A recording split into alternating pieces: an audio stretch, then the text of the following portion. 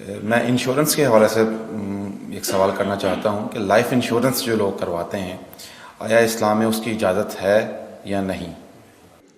اصل میں یہاں اس کو کہوں گا آپ سے کہ ایک تو ہمارے ہاں جو اس وقت انشورنس کا نظام ہے وہ لازماً گتھا ہوا ہے سود کے ساتھ، لہذا اس شکل میں جو اس وقت انشورنس ہو رہی ہے وہ تو حرام ہے، اس کے حرام ہونے میں کوئی شک نہیں ہے۔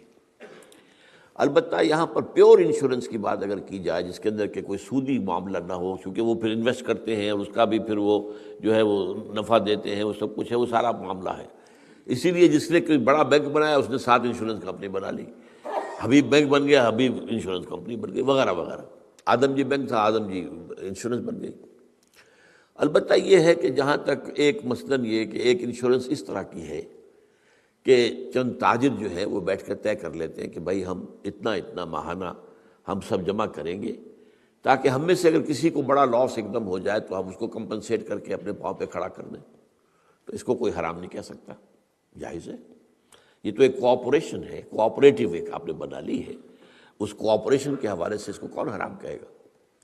یہ لائف انشورنس کا معاملہ جو ہے اس میں آ جاتا ہے ایک چانس اس نوعیت کا کہ آپ نے انشورنس کرائی ہے، 10 لاکھ کی انشورنس لی ہے، آپ نے ابھی 2-3 پریمیمز ان کے دیے ہیں کہ آپ کا حادثہ کے اندر انتقال ہو گیا، اب اتنے پیسے آپ کو مل جائیں گے۔ یہ آپ نے how did you earn it?